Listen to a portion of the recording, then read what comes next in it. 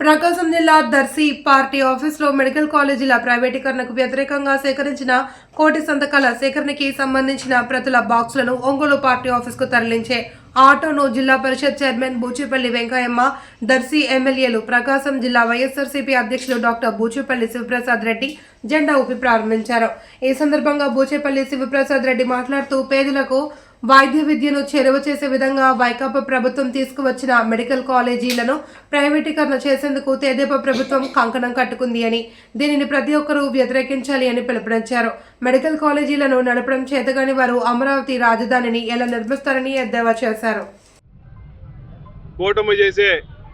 కూటమి ప్రభుత్వం చేసే ప్రజా వ్యతిరేక చర్యల్లో ముఖ్యంగా ఈ రాష్ట్రంలో 10 మెడికల్ కాలేజీలని గవర్నమెంట్ నడపాల్సిన మెడికల్ కాలేజీని ప్రైవేటు చేతిలో పెట్టి ఈ రాష్ట్రంలో చంద్రబాబు నాయుడు గారు కానీ వాళ్ళ కూటమి ప్రభుత్వం మొత్తం ఎన్నో విధాలుగా ఈ రాష్ట్రానికి జగన్మోహన్ గారు చేసిన మంచి పనులని గుర్తుపెట్టుకోకుండా ప్రభుత్వం నడపాల్సిన మెడికల్ కాలేజీలని ప్రైవేటీకరణ చేయడానికి వ్యతిరేకంగా ఈ రాష్ట్రంలో కోటి సంతకాలు సేకరణ చేశాం.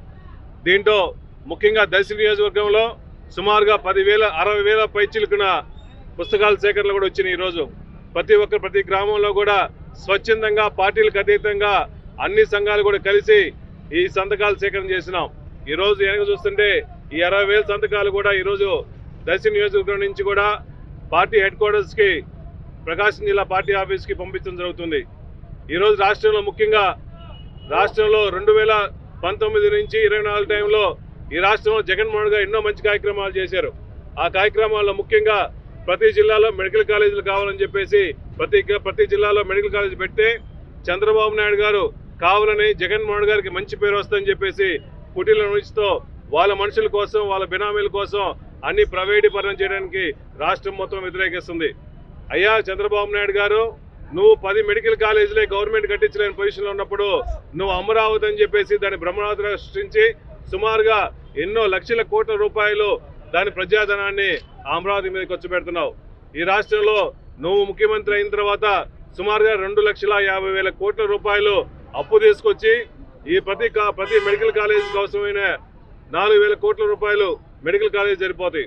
నువ్వు ఎన్ని చేయకుండా కావాలని చెప్పేసి జగన్మోహన్ గారు మంచి పేరు వస్తుందని చెప్పేసి కావాలని చెప్పి డైవర్ట్ చేస్తున్నావు. కాబట్టి కావాలని ఈ రాష్ట్రంలో ప్రజల ఆరోగ్యం గుర్తుపెట్టుకొని అన్ని మెడికల్ కాలేజీల్లో మెడికల్ సీట్లు వస్తే ఈరోజు చాలా మంది పేదవాళ్ళు కానీ బడుగు బలహీన వర్గాలందరూ కూడా చదువుకోవడం కోసం మెడికల్ డాక్టర్లు అవుతారు.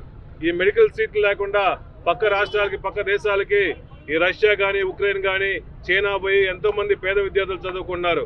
ఈ మెడికల్ కాలేజీలు వస్తే ఎంతో మంది విద్యార్థులు సుమారుగా 2,000 పైచిలకు సీట్లు మన దగ్గరికి వస్తాయి. కాబట్టి మీరు అందరూ గమనించండి, ఈ రాష్ట్రంలో మెరుగైన వైద్యం కానీ, విద్య ప్రాథమిక హక్కు ప్రతి గవర్నమెంట్ కల్పించాల్సిన ప్రాథమిక హక్కు. కాబట్టి మీరే గవర్నమెంట్ నడిపేసి పేద మెడికల్ కాలేజ్ స్టూడెంట్స్ని తయారు చేయాలి, మెరుగైన వైద్యం కల్పించాలి. కాబట్టి మన జిల్లాలో కూడా మార్కాపురంలో కూడా మెడికల్ కాలేజ్, పశ్చిమ ప్రకాశం జిల్లాకి మెడికల్ కాలేజ్ వచ్చింది. కాబట్టి దీన్ని ఇంకా ఎక్కువ అవసరమైతే ఇంకా ఉధృతంగా ప్రజల కోసం, ప్రజల సమస్యల కోసం మెడికల్ కాలేజీలని గవర్నమెంట్ నడిపేదాకా ఉద్యమం చేస్తామని చెప్పి వైఎస్ఆర్ కాంగ్రెస్ పార్టీ తరఫున ఎప్పుడు పోరాటం చేస్తామని చెప్పి తెలియజేస్తాం.